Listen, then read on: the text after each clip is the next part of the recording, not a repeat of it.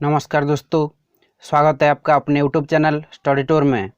दोस्तों, आज आप लोगों के लिए रेलवे प्रीवियस ईयर पेपर से कुछ क्वेश्चंस उठाकर लेकर आई हूँ, जो क्वेश्चन आप लोगों के एग्जाम के लिए इम्पोर्टेंट है। यहाँ पर देखिए, ये क्वेश्चन कब आया था? 5/11/2018 में आया था। शिफ्ट देखिए 4 से 5:30 तक, और टारगेट आप लोगों को रखना है 15 दिसंबर तक। तो 15 दिसंबर तक आप लोगों को जोरदार पढ़ाई करना है। ये देखिए दूसरा सेट है, तो पहले सेट अभी वीडियो पड़ा हुआ है, आप लोग जाइए देखिए उस वीडियो को। चलिए शुरू करते हैं आज का पहला क्वेश्चन। आज का पहला क्वेश्चन आप लोगों के सामने रहा है। देखिए क्वेश्चन क्या है। Name the Indian space research organisation ISRO's first solar mission to take off in 2090 to study sun. सूर्य का अध्ययन करने के लिए भारतीय अंतरिक्ष अनुसंधान संगठन इसरो का 2019 में पहला सौर मिशन शुरू करने का नाम बताइए। तो बताइए इसका राइट आंसर क्या होगा? Aditya S1, Aditya R1, Aditya M1 या आदित्य L1। तो इसका जो राइट आंसर है वो है आदित्य L1। क्या है? आदित्य L1। तो name the Indian space research organisation first solar mission to take off in 2019 to study sun. इसका जो राइट आंसर है आदित्य L1। चलिए नेक्स्ट क्वेश्चन पर चलते हैं। देखिए क्वेश्चन नंबर सेकंड क्या है। Which of the following combines with O2 in our body to provide energy. ऊर्जा प्रदान करने के लिए हमारे शरीर में O2 के साथ निम्नलिखित में से कौन सा संयोजन है? तो बताइए आप लोग, O2 के साथ कौन कंबाइन करके जो हमारे बॉडी के अंदर एनर्जी प्रोवाइड करता है?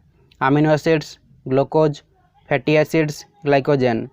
इसका जो राइट आंसर है वो है ग्लूकोज, तो शर्करा। तो ऑप्शन बी इसका right answer for this question. तो हमारे बॉडी में O2 के साथ कौन कंबाइन करके एनर्जी प्रोवाइड करता है? ग्लूकोज। इंपॉर्टेंट क्वेश्चन रहेगा, इस बार आने का चांसेस बहुत है, तो आप लोगों को याद रखना है। चलिए नेक्स्ट क्वेश्चन पर चलते हैं। नेक्स्ट क्वेश्चन क्या है। When the angle between the force and displacement is 90 degree the work done is. तो जब बल और विस्थापन के बीच का कोण 90 डिग्री है तो किया गया कार्य है। बताइए आप लोग, जब फोर्स एंड डिस्प्लेसमेंट के अंदर जो 90 डिग्री एंगल बनाती है तो वर्क डन कितना होगा? बताइए। इसका जो राइट आंसर है वो है 0। ऑप्शन सी इसका राइट आंसर। जब फोर्स एंड डिस्प्लेसमेंट के बीच 90 डिग्री एंगल बनेगा, वर्क डन 0 होगा, नो वर्क इज डन। चलिए नेक्स्ट क्वेश्चन पर चलते हैं। तो दोस्तों वीडियो लाइक करते चलिए। The first para Olympic games we are held in.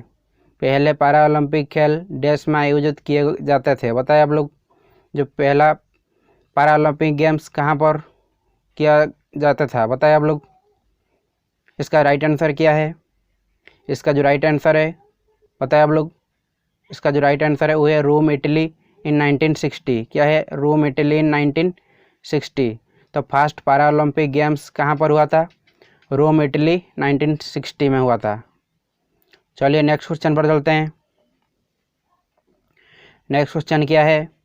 The bonds formed by the elements having larger atoms are. बड़े परमाणु वाले तत्वों द्वारा गठित बॉन्ड निम्न से क्या है? बताएं आप लोग। The bond formed by the elements having larger atoms, जिसमें लार्जर एटम्स जो बॉन्ड फॉर्म करते हैं उसे क्या कहते हैं? Very strong, very weak, weaker, stronger. इसका जो राइट आंसर है वो है वेरी वीक। क्या है? Very weak. तो the bonds formed by the elements having larger atoms, इसका जो राइट आंसर है वेरी वीक। चलिए नेक्स्ट क्वेश्चन पर चलते हैं। नेक्स्ट क्वेश्चन क्या है। Which of the following will not diffuse. निम्नलिखित में से कौन अलग नहीं होगा? Powder fenugreek, vapour of scent, the smoke of an incense stick, smoke. बताए आप लोग, which of the following will not diffuse, इनमें से कौन सा डिफ्यूज नहीं होता है? बताए आप लोग। इसका जो राइट आंसर है वो है पाउडर फेनोग्रिक। जो पाउडर फेनोग्रिक है वो डिफ्यूज नहीं होती है। और जो vapour of scent, the smoke of an incense stick and smoke, ये तीनों डिफ्यूज हो जाते हैं। और जो पाउडर फेनोग्रिक है ये डिफ्यूज नहीं होती है। चलिए नेक्स्ट क्वेश्चन पर चलते हैं। नेक्स्ट क्वेश्चन क्या है। Mohiniyattam is a traditional dance from south India, specifically from the state of dash in India. जो मोहिनीत्तम दक्षिण भारत का एक पारंपरिक नृत्य है जो भारत में डैश की स्थिति से विशिष्ट है। बताए आप लोग। मोहिनीत्तम ट्रेडिशनल डांस है साउथ इंडिया के। बताए आप लोग किस राज्य में। बताए आप लोग। आंध्र प्रदेश, कर्नाटक, केरल, तमिलनाडु। इसका जो राइट आंसर है वो है केरल। तो जो मोहिनीत्तम ट्रेडिशनल डांस है वो फेमस है केरल में। चलिए नेक्स्ट क्वेश्चन पर चलते हैं।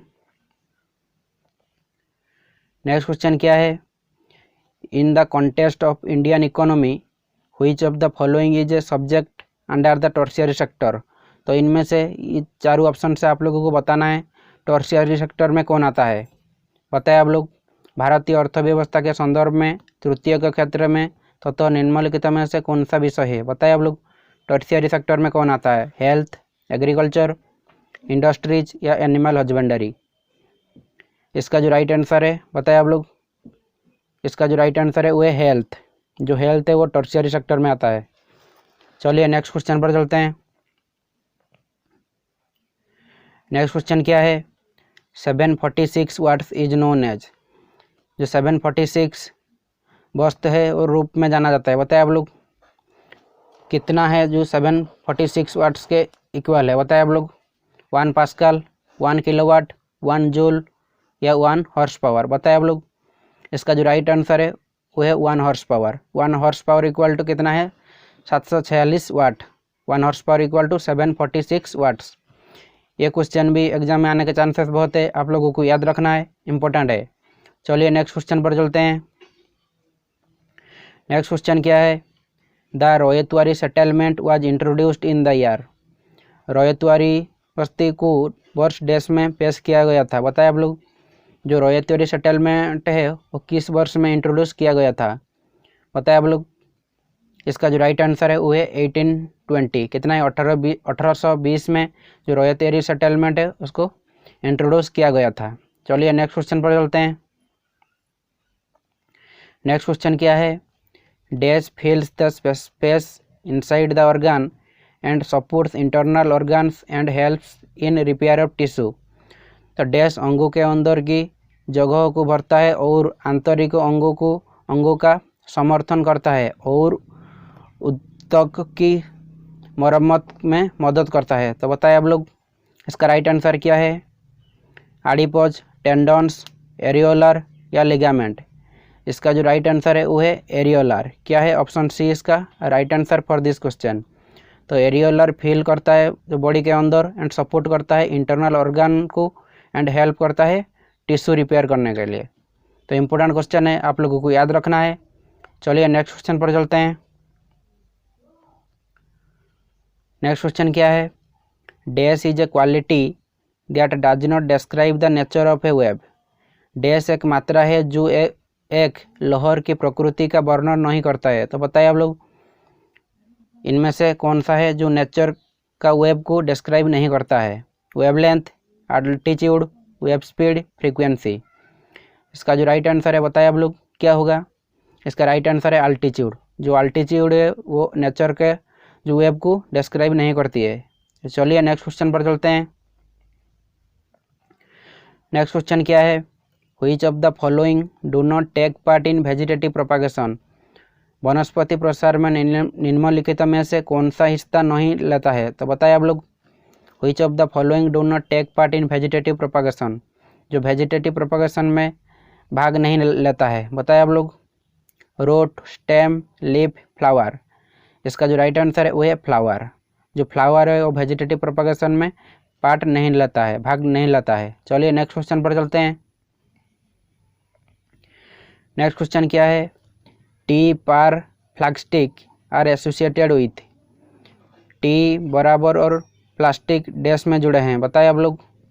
गोल्फ, क्रिकेट, टेनिस या हॉकी। इसका जो राइट आंसर है वो है गोल्फ। तो गोल्फ से संबंधित है जो टी, पार एंड प्लास्टिक, ये तीनों गोल्फ से संबंधित है। चलिए नेक्स्ट क्वेश्चन पर चलते हैं। नेक्स्ट क्वेश्चन क्या है। In the formula F = GM m by d⁻², D square. What is G called? G को क्या कहते हैं? पता है आप लोग?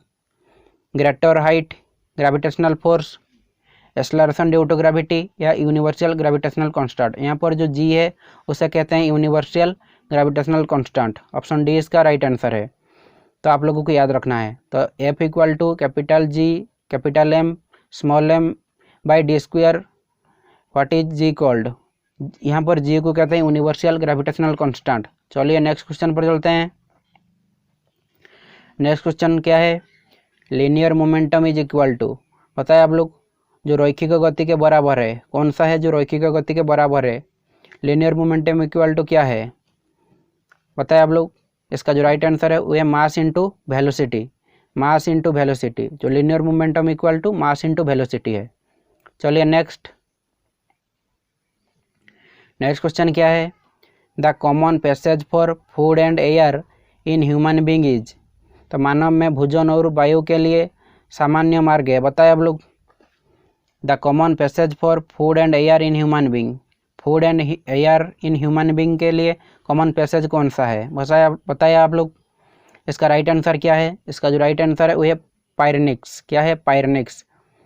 जो पायरेनिक्स है वो कॉमन पैसेज है food and air in human being के लिए। चलिए नेक्स्ट क्वेश्चन पर चलते हैं। नेक्स्ट क्वेश्चन क्या है? Which of the following countries is not a democratic country, तो निम्नलिखित में से कौन सा देश एक लोकतांत्रिक देश नहीं है? तो बताए आप लोग, इनमें से कौन सा डेमोक्रेटिक कंट्री नहीं है? China, UK, India, USA. इसका जो राइट आंसर है वो है चाइना। चाइना एक डेमोक्रेटिक कंट्री नहीं है। जो यूके, इंडिया एंड यूएसए ये तीनों एक डेमोक्रेटिक कंट्री हैं, जो चाइना है वो डेमोक्रेटिक कंट्री नहीं है। चलिए नेक्स्ट क्वेश्चन पर चलते हैं। नेक्स्ट क्वेश्चन क्या है? In the modern periodic table which of the following periods has the maximum number of non metals, तो आधुनिक आवर्त सारणी में निम्नलिखित में से किस अवधि में गैर धातुओं की अधिकतम संख्या होती है? तो बताए आप लोग। In the modern periodic table which of the following periods has maximum number of non metals, तो बताए आप लोग किस पीरियड में ज़्यादा नॉन मेटल्स पाई जाती है? इसका जो राइट आंसर है वो है 2, सेकेंड पीरियड में ज़्यादा नॉन मेटल्स हैं। An element has electronic configuration 286, it belongs to, एक तत्व में इलेक्ट्रॉनिक कॉन्फ़िगरेशन 286 है, यह कितने ग्रुप एंड कितने पीरियड से संबंधित है? तो बताए आप लोग। इसका राइट आंसर क्या होगा? इसका जो राइट आंसर है वो 16 ग्रुप एंड 3 पीरियड। तो जो एलिमेंट के इलेक्ट्रॉनिक कॉन्फ़िगरेशन 286 है, यह 16 ग्रुप एंड 3 पीरियड से संबंधित है। चलिए नेक्स्ट क्वेश्चन पर चलते हैं। नेक्स्ट क्वेश्चन क्या है? Who publishes the biannual financial stability report, द्विवार्षिक स्टेबिलिटी वित्तीय स्थिरता रिपोर्ट कौन प्रकाशित करता है? तो बताइए आप लोग, जो बाईएनुअल फाइनेंशियल स्टेबिलिटी रिपोर्ट कौन पब्लिश करता है? इसका जो राइट आंसर है वो है RBI, reserve bank of India. चलिए नेक्स्ट क्वेश्चन पर चलते हैं। नेक्स्ट क्वेश्चन क्या है? Work can only be done when there is, तो डैश होने पर ही काम किया जा सकता है। बताए आप लोग। इसका राइट आंसर क्या होगा? Momentum, energy, power, force. इसका जो राइट आंसर है वो है एनर्जी। तो एनर्जी होने पर ही काम किया जा सकता है। तो चलिए नेक्स्ट क्वेश्चन पर चलते हैं। नेक्स्ट क्वेश्चन क्या है? In longitudinal waves the particles vibrate in a dash direction of propagation, तो अनुदैर्ध्य तरंगों में कौन प्रसार की डैश दिशा में कंपन करते हैं? तो बताएं आप लोग। इसका राइट आंसर क्या है? इसका जो राइट आंसर है वो है पैरेलल। तो in longitudinal waves the particles vibrate in a parallel direction of propagation. चलिए नेक्स्ट क्वेश्चन पर चलते हैं। नेक्स्ट क्वेश्चन क्या है? Kuchipudi is the classical dance form from the south east Indian state of, तो बताइए आप लोग, कुचिपुड़ी दक्षिण पूर्व भारतीय राज्य देश में राष्ट्रीय नृत्य रूप है। तो बताइए आप लोग, इसका राइट आंसर क्या होगा? आंध्र प्रदेश, तमिलनाडु, कर्नाटक या केरल। तो बताइए आप लोग, कुचिपुड़ी कहाँ के क्लासिकल डांस है? तो बताइए आप लोग। इसका जो राइट आंसर है वो है आंध्र प्रदेश। तो जो कुचिपुड़ी क्लासिकल डांस है वो फेमस है आंध्र प्रदेश में। आंध्र प्रदेश के राष्ट्रीय नृत्य है। तो इम्पोर्टेंट क्वेश्चन है, इस बार आने के चांसेस बहुत है, आप लोगों को याद रखना है। तो चलिए नेक्स्ट क्वेश्चन पर चलते हैं। नेक्स्ट क्वेश्चन क्या है, dash proposed that each element had a characteristic atomic mass. तो डैश प्रस्तावित किया कि प्रत्येक तत्व में एक विशिष्ट परमाणु द्रव्यमान था। तो बताइए आप लोग कौन प्रपोज्ड किए थे कि each element had a characteristic atomic mass है। तो बताइए आप लोग इसका राइट आंसर क्या होगा, कॉनॉर्ड, डेमोक्रिटस, डाल्टन या लाभोइजर। तो बताइए आप लोग इसका जो राइट आंसर है वो है डाल्टन। तो डाल्टन ने प्रपोज किए थे जो एलिमेंट है कैरेक्टरिस्टिक एटॉमिक मास है। तो Dalton proposed that each element had a characteristic atomic mass. तो इतना ही था आज का most important 25 and previous year railway paper का इम्पोर्टेंट क्वेश्चन। तो दोस्तों एक लाइक कर दीजिए, लाइक करने से मोटिवेशन मिलती है। तो दोस्तों आज का मेरा वीडियो आप लोगों को कैसा लगा, वाकई अच्छा लगा तो आप लोग दोस्तों का शेयर कीजिए, लाइक करके सब्सक्राइब कर दीजिए और साथ में बेल आइकन को प्रेस कर दीजिए। बेल आइकन प्रेस करने से ये फ़ायदा होता है कि जब भी मैंने कोई भी वीडियो अपलोड करूँगा आपके पास पहले नोटिफिकेशन आ जाएगा। तो आज के लिए इतना ही रखते हैं, फिर मिलते हैं अगले वीडियो में। तब तक के लिए बाय बाय, टेक केयर।